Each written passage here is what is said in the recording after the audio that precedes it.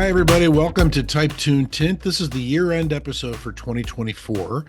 Of the 23 episodes I presented last year, I wanted to single out a few that I call jaw droppers. Truly amazing stories of amazing people creating art and beyond.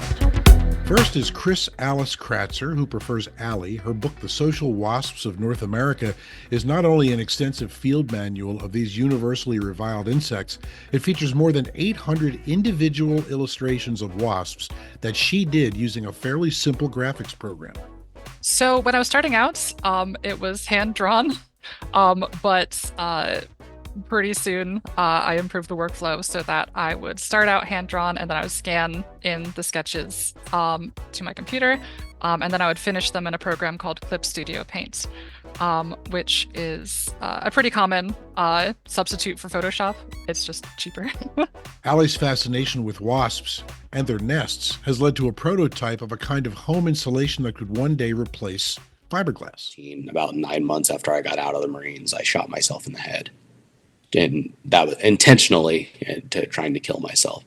I was blown away by my interview with Zach Tidwell, a U.S. Marine Corps veteran whose failed suicide attempt left him totally blind. Yet it didn't stop him from creating a new life for himself that included designing a word game iPhone app for vision impaired people. His game design company is working on a new project for the new year, and he's writing a book about his life, and he's got a new podcast. You're having your computer is talking to you, it's speaking to you and making sounds which assist you in typing the right stuff, correct? Yeah, so my computer, I just use a normal MacBook. It's a normal keyboard. VoiceOver is the screen reading software that I use. It's actually built into all Apple devices. Like your phone has it on it right now. You just need to turn it on. It's really cool that they do that, and it's free. But that reads textual information on the screen aloud to me. And so Xcode is the app that I have to write my code in. And so I write human readable code, and then it compiles it down into binary and can put it on a device. And do you do it by typing? So do you actually type it, or do you speak the letters? I type everything, and so when there's issues, it sucks because I have to go character by character until I find I missed a bracket there or something. Oh, but geez. It's So you had to learn typing as well. You had to learn a QWERTY keyboard, basically, correct? Yeah, and so all I've done, I have little dots on my keyboard that mark like my home keys and then other important keys on there. Here's another survivor, Mary Beth O'Connor.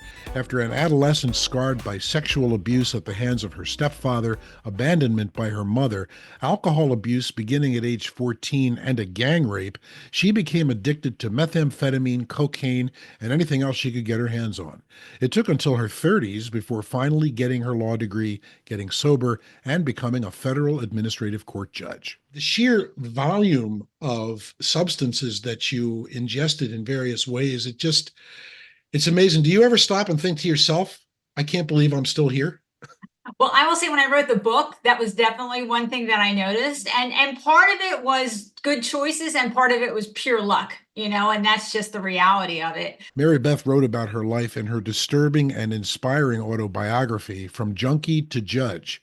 And she's enjoying more than 30 years of sobriety now and a much quieter life.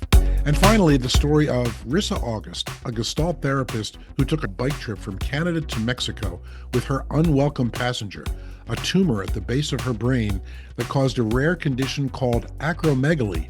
She wrote about her journey in her book, The Road Unpaved, and has done many interviews to spread the word about this and other pituitary gland dysfunctions. Shows up with a lot of brain fog and confusion, a lot of extreme joint pain. And I'm not just talking about, my knee hurts or my hip hurts. I mean, it's down to finger joints and ankles and my back and my jaw and,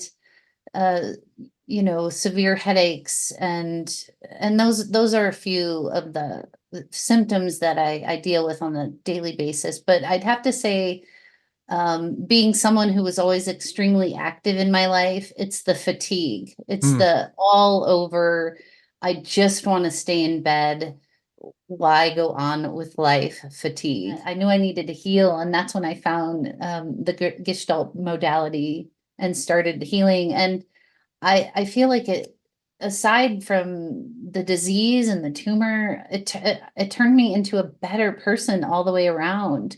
I'm more patient. I'm more kind. I'm more compassionate. I mean, it's really opened up my whole view of the world and people, and so I'm so grateful for that. If there's definitely a gift in it. I discovered these guests, or they discovered me, here on Type Tune Tint. Please subscribe to the podcast for only $3 a month and help me keep this creative project going. Have a great 2025, and thanks for your support.